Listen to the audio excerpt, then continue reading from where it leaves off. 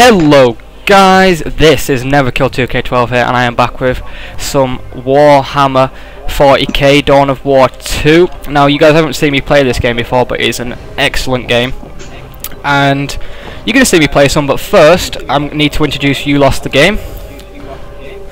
Yellow. And he knows a hell of a lot more about this game than me. He's a really good player, and he's just going to run through the races really quickly, and then we're going to get into a game, so it's over to you, mate. Right. There are 6 40k races in Dawn of War 2 that, let's see, in the game there is, each race is divided to 3 heroes that you can select before you begin the game. So just find them. So the first race we got here. Wait, do you have a Chaos Space Marines? Are you on the army painter, Sam? Yep. Yeah, Chaos Space Marines. So these guys are essentially, well, they're pretty much a bunch of satanic guys. Worship demons, using demonic abilities, obeying a group of guys called Chaos Gods, all that stuff. They use a Chaos Lord, which is a massive, really offensive, chunky leader. He's basically a tank, isn't he? Yeah, he's the tankiest guy in the game. Yep. The second guy is the Plague Champion. The Plague Champion is a fairly durable guy. He's defensive. Slow. Constructs turrets. Fires a bolt gun that does a damage per second. The third is a sorcerer. Really unique support. Pretty fragile. I don't know much about the sorcerer. It might, you know. Yeah. Well, yeah. He's pretty fragile. He has tons of spells, which makes him ridiculously supportive. But you have to know how to use him right, because if you don't, then it's just a waste. Right, let's go to Eldar, man. But, you know, Eldar. Alright, so Eldar, I mean, to put it short, they're space elves. Yeah, basically. Yeah, they're really fast. They're really fragile. They're great with psychic stuff. It's pretty simple. It's the ambush. They're pretty much an ambush army. Yeah, they are. First guy's the warlock. Yeah. First guy's the warlock. Pretty much all the Eldar bits put together. He's fragile. He's fast, and there's some really nice. I wouldn't say he was fragile, but he can't take as much punishment. He's pretty fragile as the other melee. He cannot take. He doesn't really. I think he's got actually less HP. Yeah. He doesn't have a lot of armor on him. He's a good DPS though. Got the HP. Yeah. But if you concentrate fire on him, he doesn't last very long. Oh, that's very true. Like something like a Plague Champion. Oh, a Chaos Lord. Okay. Yeah. Oh gosh, the Chaos Lord. What is? Okay. So yeah, that's the Warlock. He's the closest thing in the Eldar to a tank. The Warp Spider X Archer is the second one. Oh, I love the look of him. Dude. Yeah, he's a ranged guy. Though, with unique upgrades, he can be a melee to the point he can destroy vehicles. He can teleport about the map. He can teleport entire armies about the map. he's absolutely crazy support. When you use him, it's pretty much there's not really you're pretty much omnipresent with him. You just go everywhere in the map, and you just can't stop him. He's really unique with range mostly. Really insane amount of damage. And that's him, I guess. Hey, good support. Pretty fragile. Alright, and the last one in the Eldar is the Farseer. Yeah. She, of course, like every Eldar, is fragile, but she is almost entirely used for buffs. She uses crazy buffs. She's good in melee. She has some abilities that can do a really good job at turning the course of a battle with several different kinds of different abilities, armors and spells, and stuff. War gear. Well, yeah, you can find abilities everywhere. Yeah, she's pretty crazy, and she also has, which most people probably go for the Sheer Council, which is a global ability, which is available in this game, which summons a horde of warlocks, which is insane. Alright, so the next race is the Imperial Guard. Yes, the Guard!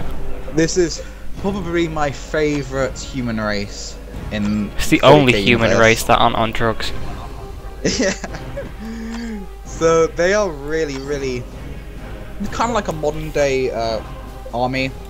They use pretty much Russian Red Army tactics, where they just summon swarms and swarms of them to just kill billions and sacrifice billions and billions without a second thought, just to gain a few meters of ground, and they're obsessed with that stuff. They love that tactic, just pointlessly overwhelm enemies with insane amount of bodies. World War I English tactics. Yeah, World War I English tactics, with a bit of Stalin tactics from Yeah. World War II. Considering they have commissars in there. Indeed. So the first guy is the Lord General. I don't know too much about the Imperial Guard because they're a pretty new race. Well, do you want me to talk about the Imperial Guard? Yeah, you can go ahead. Okay, right. Basically, the Lord General is supposed to be the melee tank for the Guard. In sort of a way. I mean, he can go ranged and he can go melee. Now, I'm not too sure about his abilities, but he's still pretty fragile, as nearly all Imperial Guard units are. He can summon Land Raiders, can't he? Can he? Wow, Yeah. I didn't know that. And next we have the Inquisitor, which is basically the Imperial Guard DPS. And she can hold her own. He's more of a tank. Well, she's both in a way. Yeah. And yeah, she's pretty cool. Yeah, that's all I really know. And then we have the. She's got crazy psychic powers that really, like, she takes a bit of punishment, and once she gets engaged, you use her abilities, and she's pretty crazy. Yeah, that's true. And very nuclear powers. Anyway, also for the Lord General, he's very defensive. He can place on turrets. He can get just absolute amazing grenade launchers, and I do like him. And I don't really know about the Commissar Lord. I haven't used him. I think he's just a support class. I know a bit about him. The Commissar, he's a DPS. He's pretty tanky. As soon as he's he is spawned, he has access to shield. Which most of his abilities, well, in the lore, his job is to basically shoot anyone who tries to run away. And how they reflect this in the game is basically he gets certain kinds of abilities simply by shooting a dude next to him. Sometimes he can have abilities such as executing enemies instead of his own troops, which makes him pretty good. He also has some crazy artillery support. No, dude, his globals are terrible. Oh no, not his global. He has a grenade ability where he calls an off-map artillery barrage, and it's pretty crazy. No, that's not the Commissar Lord. That's the. It is the Commissar. No, because No, it's the Commissar. Because I used him in the. He's in. No, it's the Commissar. It's in the accessory kit. It's called Wrath of the Emperor. Oh, right, I see. Or Hammer of Wrath of the Emperor. Yeah. Right, do you want to move on? Yeah. Warg! These guys are brilliant. They are. The orcs. Everyone loves orcs. Even people who don't like 40k love orcs. They are. I mean, what is essentially, to put it simple, they look like they got the orc name from Tolkien, but they're very different. Giant, half fungi, half alien things. They take insane amount of punishment, where they can, endure entire rocket shots through their body and sew their arms back together and whatnot. They have absolutely crazy psychics, where every single orc is a psychic, although they are not aware of it, and anything an orc believes comes true. So, for example, orcs believe that anything painted red goes faster, so everything painted red does go faster in the Orc army. That's very the true. gods are real because of it. Yeah. The best thing, but you know, another brilliant thing about the Orcs is simply their psychology. It's that they have one belief, and that is to fight, fight, and fight. Just for funnies. Yeah, the entire life is dedicated to fight. They have no belief in, they have no fear of death whatsoever, and they just fight each other. And then they grow bigger as they kill people. Then a war boss will emerge out of it. The war boss is the biggest, most cunning of the Orc, and he'll declare war once he unites all the clans. And basically, a war is where all the Orcs just scream out, just go in a massive, massive band and pummel their way through entire star systems just for the lulz. Yeah, they have, they love fighting. They absolutely love it. I didn't realise the Orcs had a pirate skin. That is awesome. Yeah. Yeah, that's for the campaign. Anyway, yeah, should we go on the heroes? Let's do it. Do you want to start with the war boss? Right. Yeah. So, the war boss is pretty much the tank, really tanky Orc. I think he's the worst tank in the game. Honestly. Yeah, he's probably one of the worst, because whilst the Chaos Lord. Oh gosh. He's immune to. He takes the Chaos Lord takes tons of punishment. Immune to suppression. Can't be knocked back. Whilst the war boss, he's a bit squishy. He can take his punishment. Yeah, squishy. but suppression's a big factor. Yeah, for a tank. And he can be suppressed, which is really important. Which basically just slows you down. Yeah, but that doesn't make him bad at all, because his attack's crazy. His range is crazy. He has some really nasty abilities where if he actually gets there first, then your whole army's going to suffer as he stomps in the ground and makes everything daze. So then your army can just push in and swipe everything. His upgrades are just bollocks. Not bollocks in a bad way, really goddamn good way. He gets power claws, which just tear through everything vehicle and human alike. He's pretty slow though, which is his ultimate weakness, and compared to most tanks, he's pretty squishy.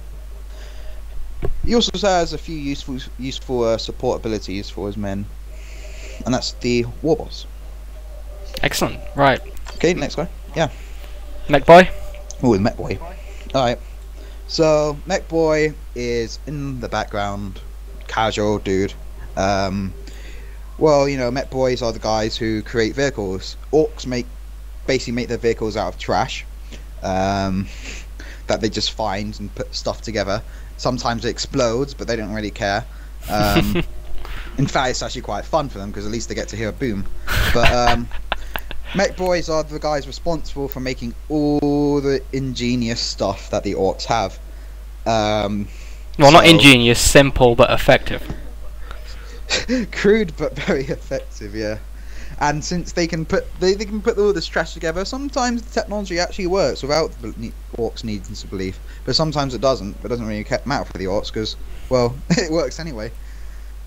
So the Mech boy in the game, he is probably one of my favourite Orc heroes. He's almost entirely a range unit. He can be given really gruesome upgrades though. Oh, he can. So, for example, a very popular weapon in the game is the Orc Death Gun, which he can be equipped, which is a suppression ability, which is a suppression machine gun. It does random damage. The damage is very random, but per volley. But yeah, it suppresses, and plus, compared to most people's, when a unit that's capable of suppression moves, they have to you know, set up and unset up and everything. The Mech boy can just teleport. Yeah, but I know, like, I've killed other people's heroes in like 10 seconds with this gun just alone. Like, do you remember when I was fighting the Imperial Guard player on that 1v1? Yeah. And I just absolutely demolished his hero in like 10 seconds because he couldn't get away. Yeah, Mech boy's pretty crazy. Brilliant support unit. gives lots of has lots of smaller abilities, to help his orc mates out. And yeah, simply said, yeah, he's brilliant. And he can make turrets and war banners. War banners are really good. Right, Commando. Yeah. Commando's probably my second favourite novel. Orc, I mean.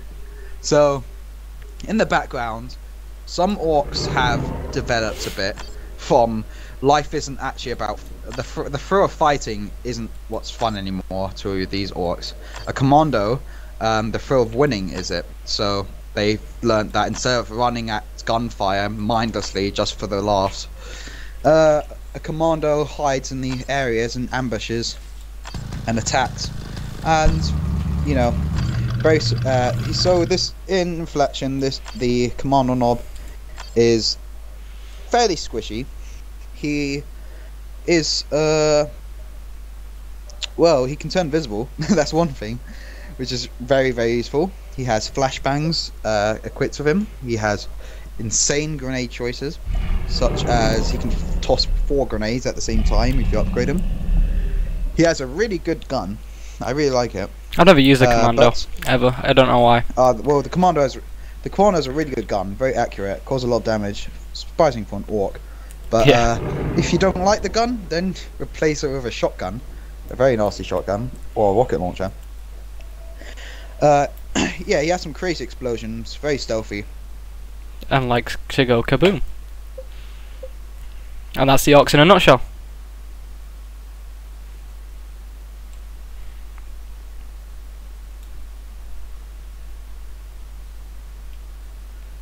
Alrighty. Go for it. Okay, so next faction are the Space Marines. The Space Marines, and well, the Space Marines, they are really expensive units. Oh, they are crazy expensive. They're very beginner friendly unit though. Yeah, very they are army. I mean, well, in the previous ones they are beginner friendly, but honestly I think they've kind of made them a bit more harder just because they've upped the cost of everything. No, yeah. So the function of the Space Marine army is that whilst they have extremely expensive stuff, they probably have the most durable units in the game. Oh yeah, they do. That's for sure. Core infantry, yeah, even though core infantry take crazy amount of punishment. So yeah, they're pretty they are really good at just taking the. They have other areas they don't excel at, but they're neither bad at it. They're pretty mediocre in close combat. They're pretty mediocre at range and stuff.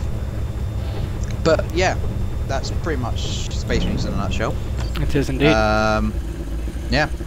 So we've got the first hero, the Force Commander. Force Commander is he's a good tank unit. He's no Chaos Lord, but he's a good tank. Oh yeah, he's no Chaos Lord, but he causes a lot more. I think he's a pretty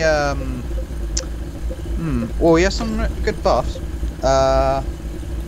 He's great at disrupting infantry and stuff, but it's only until you get the upgrade where he becomes really useful.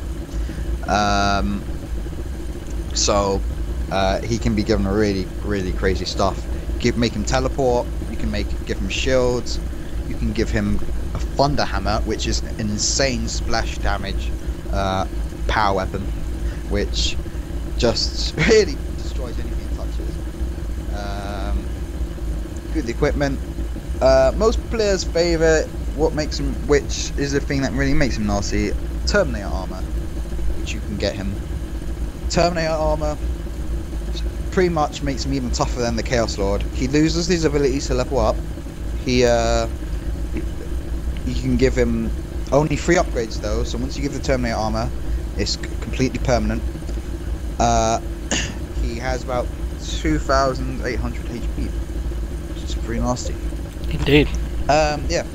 So that's pretty much him. Right, He's not Apothecary? my favourite. Yeah, Apothecary. I like the Apothecary a bit. So the Apothecary is basically the Space Marine medic. He starts as a melee. He's probably he's very squishy. But, So you don't want to keep him for melee. Space Marine.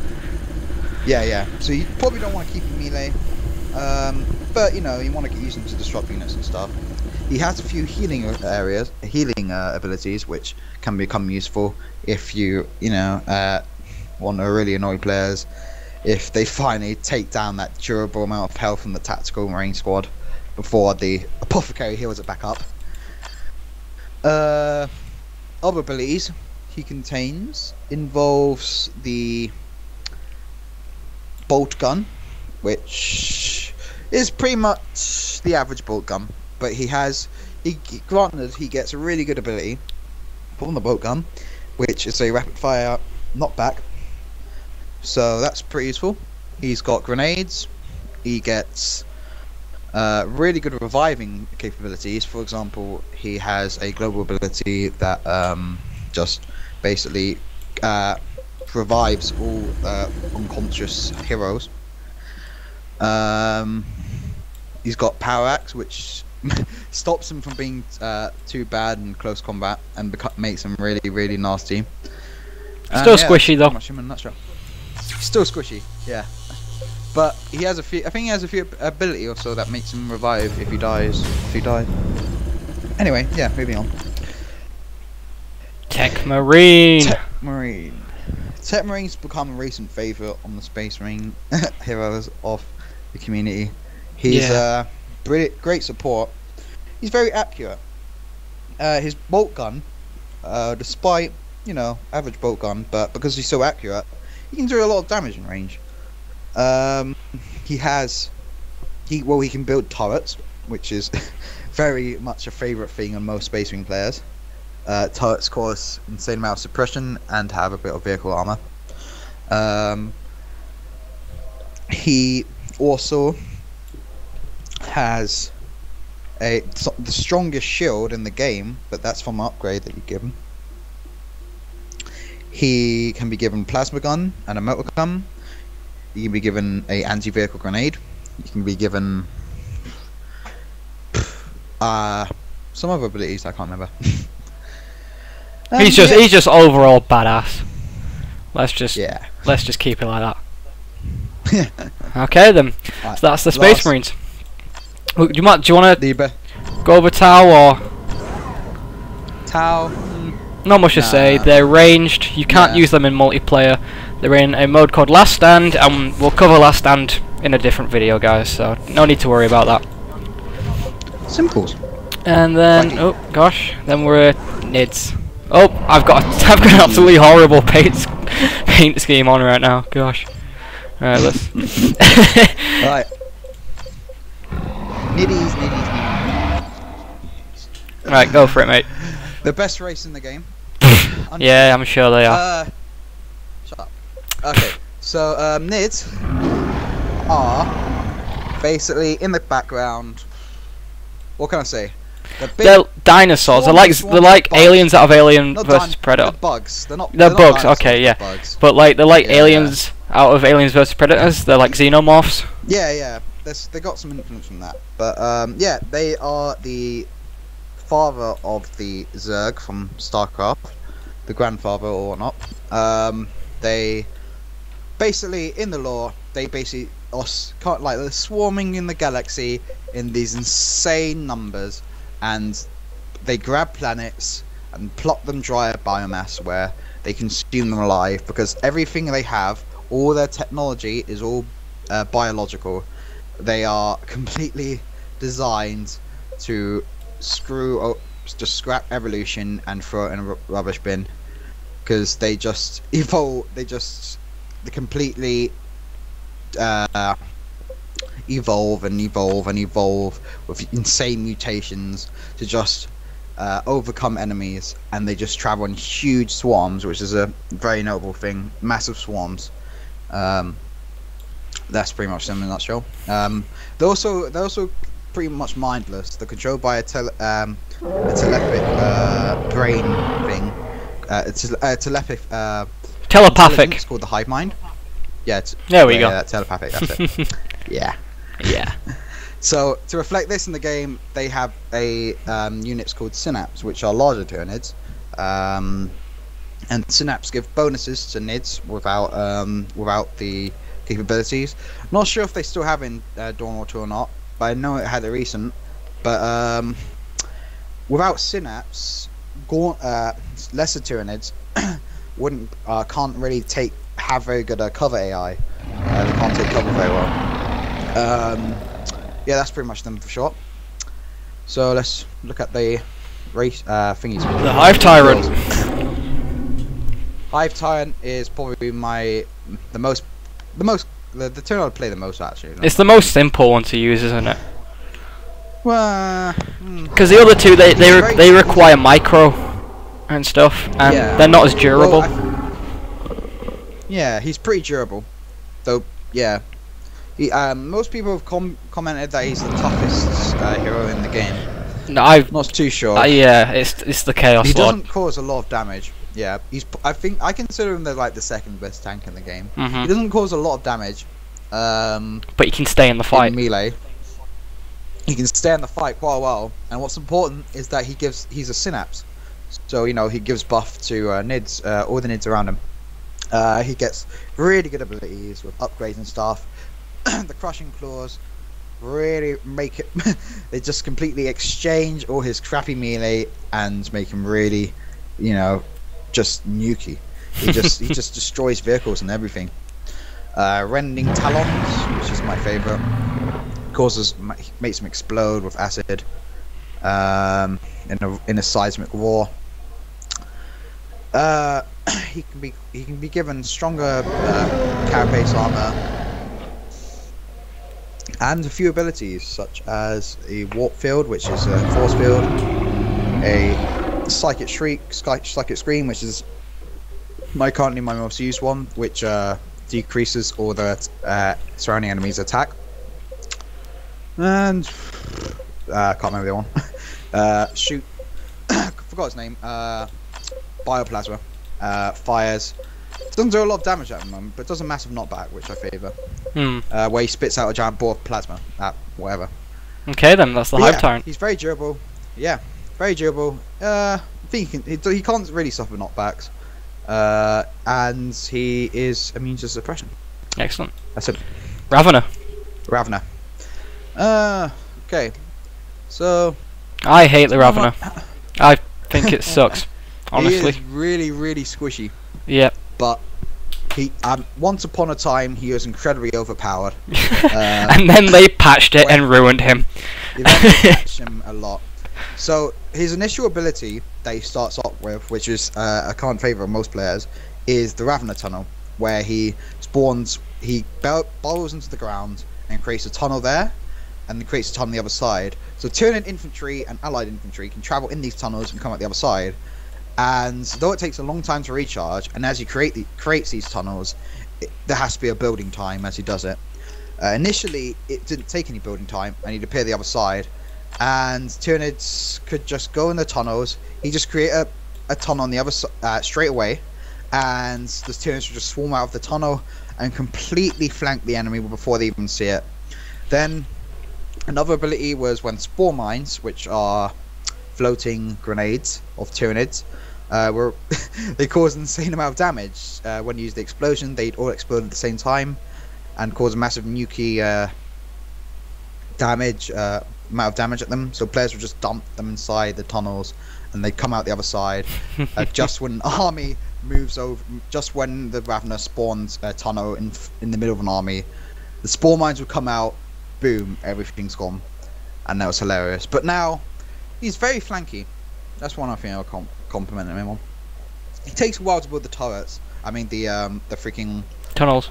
Tunnels. Yeah. But he has a few useful abilities. Sometimes I like him. He's a good range unit. No, he sucks. That's for starters. Never use him. Yeah. He's a good unit. No one use him. He sucks. He's a good range unit. Nope. He fires. Nope. He fires. Nope. Rapid fire devourers from his chest. And if you upgrade him, the rapid fire devourers can destroy vehicles. or you can just give his talons upgrades, which cause him to do poison attacks.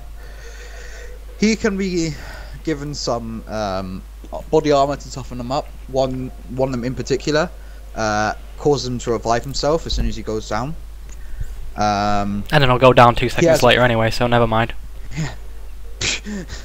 Another ability, he can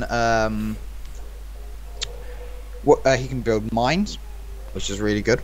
It suppresses and causes a lot of damage.